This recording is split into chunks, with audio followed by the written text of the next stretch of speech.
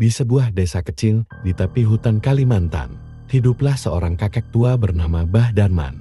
Tubuhnya sudah renta, jalannya tertatih, dan hidupnya sangat sederhana. Ia tinggal di gubuk reyet yang hampir roboh, dikelilingi sawah-sawah kering yang sudah lama tak ditanami karena musim kemarau yang berkepanjangan. Desa itu bernama Teluk Sempit dan sudah hampir setahun tak turun hujan. Tanaman mati, sungai menyusut, dan warga kelaparan. Meski sudah tua, Bah Darman dikenal sebagai orang yang paling dermawan di desa. Ia selalu berbagi apapun yang dimilikinya, meski hanya singkong rebus atau air kelapa. Suatu malam, ia bermimpi aneh. Dalam tidurnya, ia melihat seekor buaya putih raksasa muncul dari sungai tua yang sudah kering dan berkata, "Jika kau ingin menyelamatkan desa ini, datanglah ke muara sungai sebelum fajar. Bawalah sesaji daun sirih dan sepatah janji." Bah Darman terbangun dalam peluh dingin. Meski tak sepenuhnya mengerti maksud mimpi itu, ia percaya pada firasatnya. Sebelum fajar, ia berjalan perlahan ke muara sungai dengan sesaji seadanya dan mengucapkan janji. "Jika sungai ini kembali hidup dan desaku diselamatkan dari kelaparan, aku bersedia memberikan hidupku.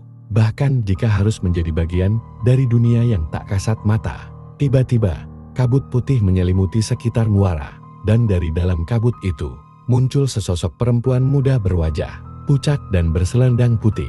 Ia memiliki tatapan tajam dan langkah anggun, namun kulitnya bersisik halus seperti reptil. "Aku adalah siluman buaya putih, penjaga air dan pelindung alam. Aku mendengar panggilan hatimu," katanya lirih. "Aku bisa mengembalikan kesuburan desa ini, tapi ada satu syarat." Bah Darman menatap perempuan itu tanpa gentar. "Apapun syaratmu, akan aku penuhi." "Menikahlah denganku," jawab sang siluman. Bah Darman tertegun. Ia tahu ini bukan sekadar perjanjian biasa. Ini adalah penyatuan dua dunia yang berbeda, dunia manusia dan dunia roh. Tapi demi desa dan orang-orang yang dicintainya, ia mengangguk pelan. Keesokan harinya, hujan deras mengguyur Teluk Sempit untuk pertama kalinya dalam setahun. Sungai kembali mengalir, sawah mulai menghijau, dan warga desa pun bersorak bahagia. Tapi mereka heran ketika mendapati Bah Darman tak pernah terlihat lagi. Sebagian mengira ia telah pergi ke kota, sebagian lain percaya ia menghilang secara gaib. Namun, seorang bocah laki-laki bernama Wira bersumpah melihat Bah Darman duduk di tepi sungai pada malam hari, berbicara dengan perempuan berbaju putih, yang wajahnya selalu tersembunyi di balik kabut. Wira, bocah laki-laki yang dikenal penasaran dan suka menjelajah, tak bisa melupakan sosok Bah Darman dan perempuan berselendang putih itu. Ia sering menyelinap keluar malam-malam hanya untuk mengintip ke arah muara sungai. Kadang ia melihat kabut tipis, kadang suara gemercik air yang tak biasa. Tapi malam itu, langit gelap tanpa bintang dan angin berdesir pelan membawa bisikan aneh. Ia bersembunyi di balik pohon beringin besar dekat tepi sungai. Dari kejauhan, tampak Bah Darman duduk di batu besar. Tubuhnya tampak lebih tegap dari biasanya. Dan di sampingnya berdiri sosok perempuan yang sama sang siluman buaya putih. "Aku tak bisa selamanya muncul ke dunia manusia," kata perempuan itu, suaranya seperti desir air sungai. "Tapi ikatan kita telah membuatku mampu menjaga desa ini dari jauh. Selama kau menjagaku dalam hatimu, sungai ini akan terus mengalir." Bah Darman menunduk. "Aku tak menyesal memilih jalan ini, tapi aku khawatir jika aku tak lagi di desa, mereka akan melupakan dari mana datangnya keselamatan ini. Kau bisa kembali, tapi tidak sebagai manusia," bisik sang siluman. "Kau bisa menjadi penjaga roh sungai, berjalan di antara dua dunia. Tapi kau tak akan tua, tak akan mati, dan tak akan pernah bisa benar-benar bersama mereka." Bah Darman memejamkan mata. Ia tahu apapun pilihannya, akan ada harga yang harus dibayar.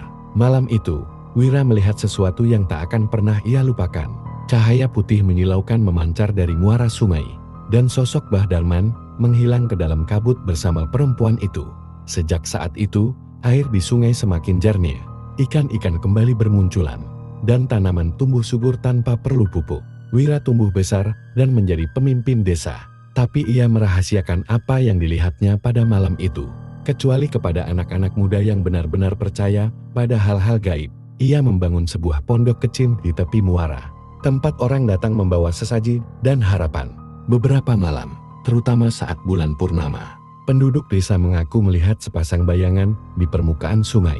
Seorang kakek tua dan seorang wanita berselendang putih berjalan berdampingan di atas air. Tapi apa yang sebenarnya terjadi pada Mbah Darman setelah menyatu dengan dunia siluman? Apakah jiwanya tetap utuh? Dan apakah janji sang siluman benar-benar suci? Atau ada maksud tersembunyi di balik kebaikannya? Tahun-tahun berlalu, dan legenda Mbah Darman menjadi kisah yang diwariskan turun-temurun di Teluk Sempit. Pondok kecil di tepi muara berubah menjadi tempat suci, dijaga oleh keturunan Wira yang tetap setia merawatnya. Mereka menyebut tempat itu Balai Penjaga Air. Namun, hanya segelintir orang yang tahu kisah sebenarnya tentang perjanjian suci antara seorang kakek miskin dan siluman buaya putih. Di dunia rock, Mbah Darman tidak pernah benar-benar pergi. Ia menjadi makhluk penjaga sungai, tidak sepenuhnya manusia, tidak pula siluman. Ia berjalan di antara arus air dan kabut malam, menjaga keseimbangan antara alam dan manusia. Sesekali, ia berbicara dengan sang siluman, yang kini jarang menampakkan diri.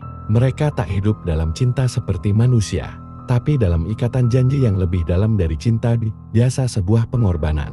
Suatu malam, hujan turun perlahan, menetes tenang di permukaan sungai.